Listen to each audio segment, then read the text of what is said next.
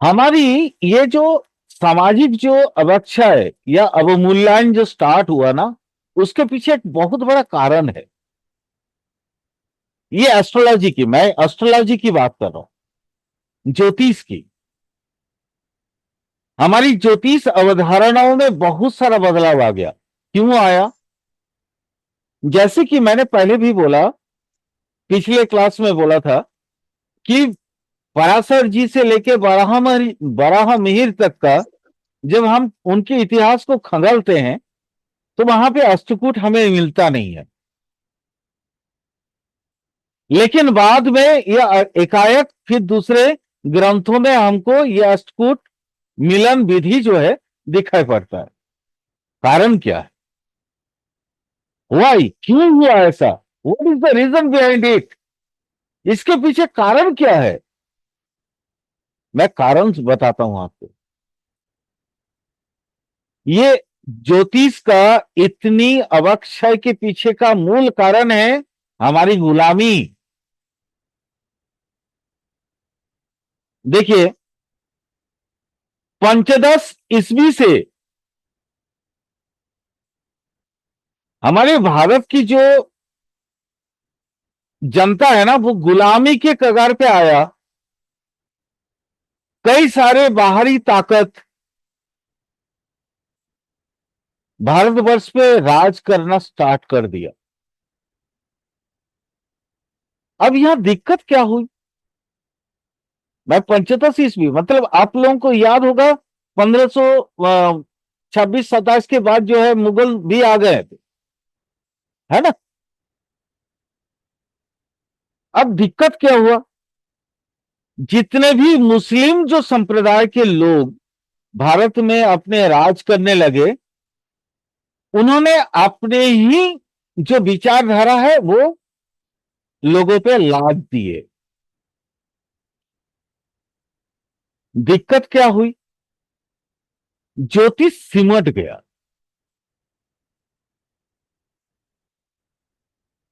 अब वहां पे क्या हुआ? उसके बाद न्याय संहिता या लॉजिक, जिसको लॉजिक बोला जाता है, तर्कशास्त्र, उसकी विकास हो गई। फिर वहां वो काकतालीय योग वगैरह आ जाते हैं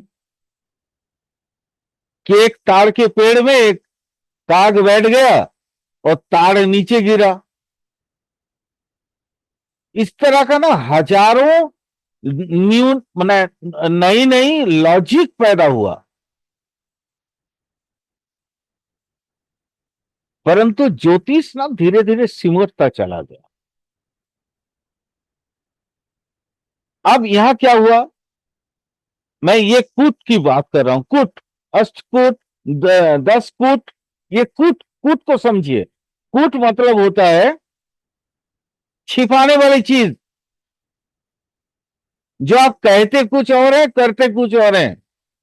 इसको कूटनीति बोले जाते हैं। उसी का कूट कौशल भी बोला जाता है। ये ना कुछ एक विद्वानों में, ब्राह्मणों के अंदर ये समाहित हो गया। अब वो ब्राह्मण भी बन गए समाजपति, समाज को चलाने वाले। अब उन्होंने भी देखा क्या कि मतलब अपना फायदा कहां है। वहीं से स्टार्ट हुआ कि ये काल सर्प दोष, मंगल दोष, ये जितने दोष आज आप पढ़ते हो ना एस्ट्रोलॉजी में, ये सारे दोष उसी समय से पैदा हुआ है। और ये दोष किस किस कौन सा दोष है? ये उन ब्राह्मण समाजों का दोष है। मैं एक ब्राह्मण होकर ये बात कर रहा हूं। उन ब्राह्मण समाजों का ये दोष है, क्योंकि उनको अपना जीवा का जो ललक है ना वो पूरा करना था। अपना अपने को बड़ा आदमी बनाना था, पैसा वाला बनाना था। चलो, इसके पीछे की जो साक्ष्य है वो मैं देता हूं। ज्योतिष के टोटल 18 जो है ऋषि है जिन्होंने ज्योतिष का प्रवर्तन किया है, यानी इनको प्रवर्तक कह सकते हैं हम। कौन कौन है? सूर्य ऋषि, ब्रह्मा, वेदव्यास, वशिष्ठ, अत्रेय, पराशर, कश्यप, नारद, गर्ग, मरीच, मनु, अंगिरा, लोमस, पौलिस, च्यवन, भृगु, सौनक और मांडव्य।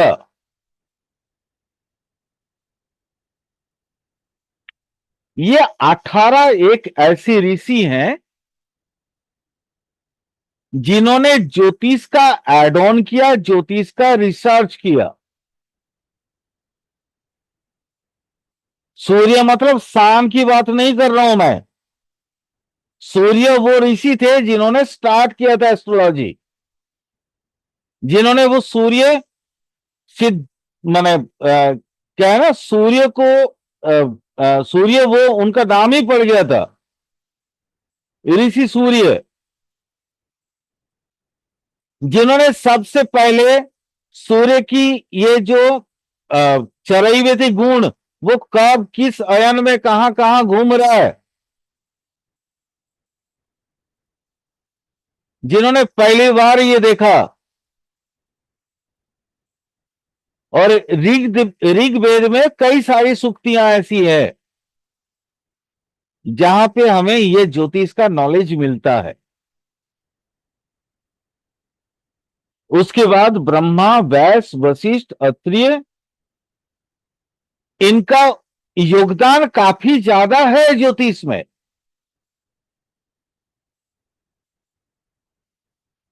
लेकिन उसके बाद जो आए पराशर, पराशर ने ये सारे नॉलेज को समेट के ग्रंथ के रूप में रखा और दो काव्य रचना की, एक लघु पराशरी, एक बृहत पराशरी।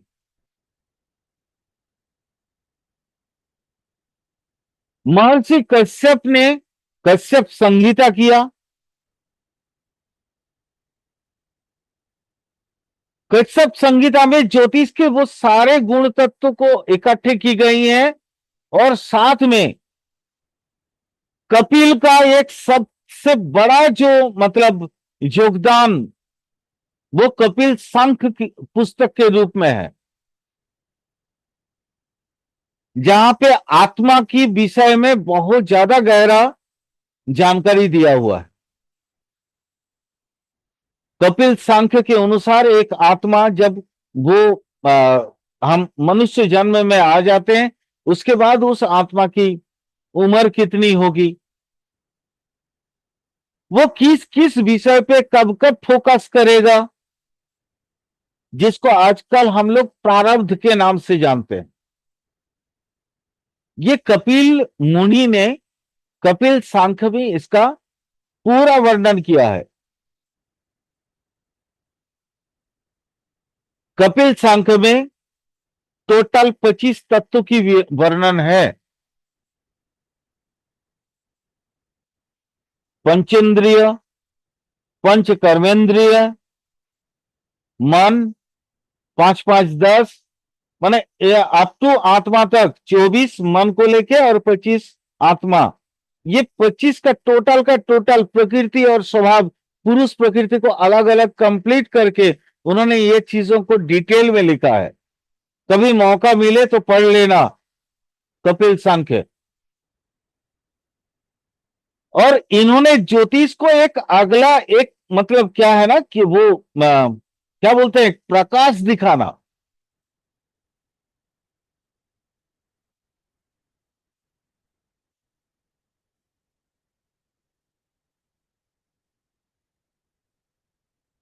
अब ये जो 18 जो ऋषि हैं, इन्होंने जो ज्योतिष ग्रंथ को रचना की, हमारे पास ये सारे ग्रंथ अभी अटूट रूप में नहीं है। टूटे टूटे रूप में है, क्योंकि इतने सारे संघर्ष भारतवर्ष ने झेला है कि ज्योतिष का पूर्ण ज्ञान खो गया है। अब यूं समझ लो, यहां इसके बाद जो परिस्थिति आया ना, वो हाथी देखने का, चार अंधों का हाथी देखना। चार अंधों का हाथी देखने का मतलब, ये एक छोटी सी कहानी है। मैं थोड़ा प्रयास कर रहा हूं आप लोगों को ज्योतिष के एवज में, ज्योतिष के संदर्भ में इस चीज को रख के कि हम ज्योतिषी अब कैसे हैं। एक गांव में चार अंध रहते थे। वहां पे एक हाथी आया एक दिन, और ये सभी लोग हाथी देख रहे हैं, तो अंधों ने भी सोचा कि चलो हाथी देखते हैं। चार अंध गए वहां पे। एक ने सूंड को पकड़ा, बोला ओ अच्छा, हाथी ऐसा है, लंबा जैसा। एक ने पैर पकड़ा, बोला वो हाथी थाम के जैसा है, बड़ा बड़ा खंबा जैसा दिख रहा है। एक अंधा ने पूंछ को पकड़ा, बोला वो हाथी इतना पतला है। एक ने जाकर शरीर को स्पर्श किया, बोला बाप, हाथी इतना बड़ा। अब यहां देखिए मैम, देखा तो सभी ने है, स्पर्श तो सभी ने किया, अनुभव तो सभी ने किया, लेकिन सम्यक धारणा किसको नहीं हुआ? किसी को भी नहीं हुआ। जिसका चक्षु है, जो देख सकता है, वो हाथी को सम्यक रूप से देखा कि उसके चार पैर है और चार पैर खाम जैसे हैं, खम्मा जैसे, थाम जैसा है, और उसका शरीर बृहत है, काफी बड़ा है, और पूंछ एकदम पतला बारीक जैसा है, और सामने दो कान है प्लस सूंड है। ये तो उसने देखा जिसका नजर स्पष्ट था। परंतु अंधों ने अलग अपनी अपनी अनुभव के माध्यम से देखा।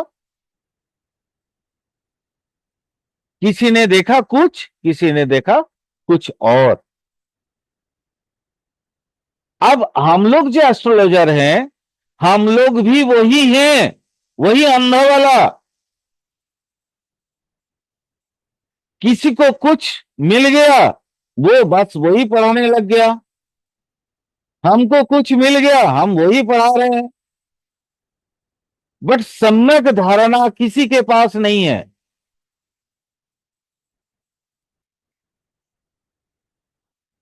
आप लोगों से कृपया अनुरोध है कि सम्यक धारणा के बगैर,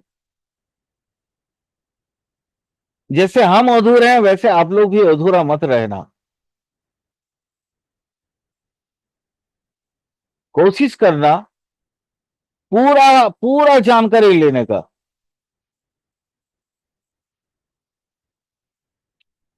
ताकि आप दृश्यमान, आप देख सको व्हाट इज एस्ट्रोलॉजी, मतलब हाथी क्या है, कैसा दिखने में है।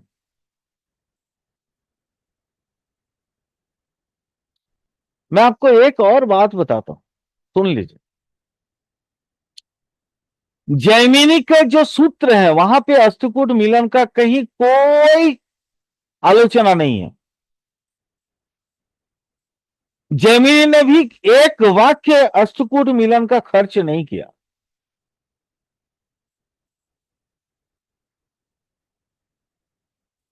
विशेषतः जन्म समय के ग्रह संस्थान जो है,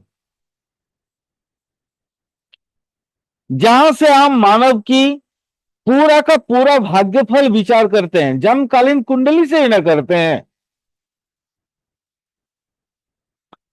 जेमिनी ने भी वहां तक जन्मकालीन कुंडली का पूरा पूरा का पूरा वर्णन किया है। लेकिन उन्होंने भी नाड़ी नक्षत्र के साथ जो अष्टकूट मिलन वाला मतलब अभी जो पद्धति चल रही है,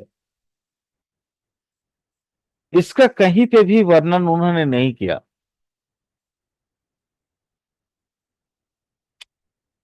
बट अभी हम लोग चूंकि अभी पढ़ रहे हैं, पढ़ा रहे हैं, हम तो कोशिश करेंगे कि आप लोगों को सभी से माने पर्याय के अनुसार जो है सब सब चीजों को रख देंगे। जो ओरिजिनल आपको जो लगेगा हाँ ये सही बोल रहे हैं गुरुजी, वो उसको ले ला। बाद में मैं अपना अभिमत भी रखूंगा कि मैंने अपने जीवन में कौन कौन सा व्यवहार करके हमको मैरिज मैचिंग में हमको यथार्थ रूप में रिजल्ट मिला है, मैं आप लोगों को वो बताऊंगा। और अगर आप लोग इच्छित होंगे तो 100% इसकी प्रैक्टिकल भी करवाऊंगा, ताकि सिर्फ और सिर्फ थियोरेटिकल नॉलेज ही ना रहे, उसका प्रैक्टिकल नॉलेज भी आपको मिल जाए। मैं हमेशा प्रयास करता हूं जितना जानता हूं और जो समझ पाया हूं वो आप लोगों के सामने में रखने का।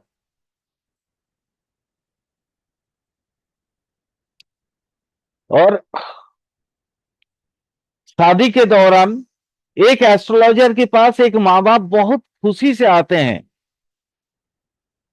बहुत उम्मीद लेके आते हैं कि नए वर वधु के कुंडली मिलान के माध्यम से ताकि उनके जीवन अच्छा चले, उसकी जानकारी लेके वो जाना चाहते हैं।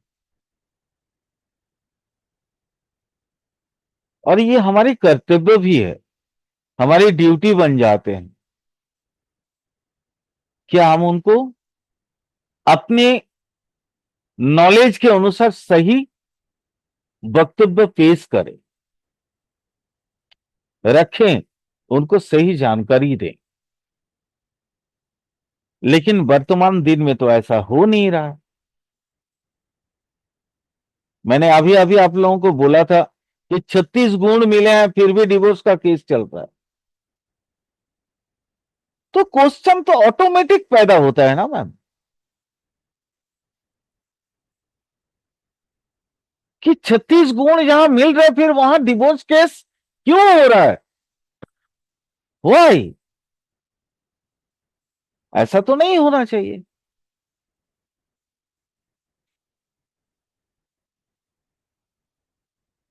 एक और एग्जांपल ले लेते। कहा जाता है कि नर गण और राक्षस गण की आपस में विवाह होने से अकाल मृत्यु की संभावना।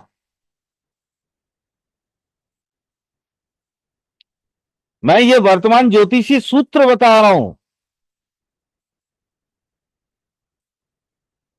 लेकिन ये सत्य नहीं है।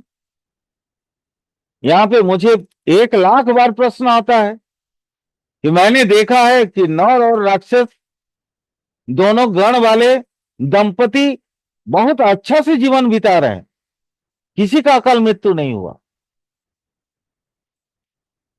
क्वेश्चन होना स्वाभाविक है मेरे दिमाग में। तो मैं ये सब नोट डाउन जब कर रहा था, क्योंकि देखो गुरुओं से मैंने भी पढ़ा है, लेकिन मेरे दिमाग ना वो मानने को तैयार नहीं था। तो मेरे दिमाग में हमेशा क्वेश्चन आ रहा था ऐसा क्यों हो रहा है, क्यों हुआ? गुरुओं ने तो पढ़ाया है कि नर और राक्षस अगर आपस में शादी करवा दें तो अकाल मृत्यु अवश्य भावी है। देव और राक्षस का शादी कभी नहीं टिकेगा, एक दूसरे पे इतना झगड़ते रहेंगे कि शादी एक दिन, दूसरा अगला दिन ही टूट जाएगा। ऐसा हुआ नहीं है। मैं जब वास्तव को खंगालने चला तो मैंने देखा कि नहीं, ऐसा तो बिल्कुल नहीं है, वास्तव तो कुछ और बता रहा है।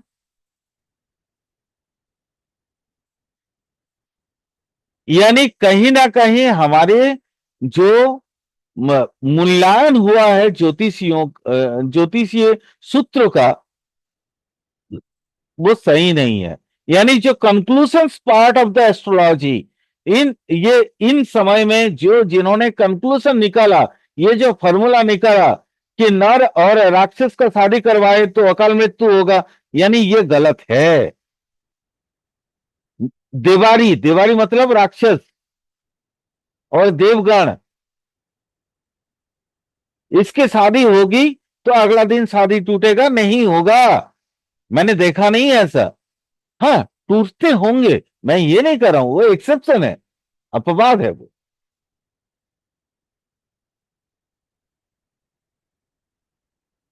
और क्या।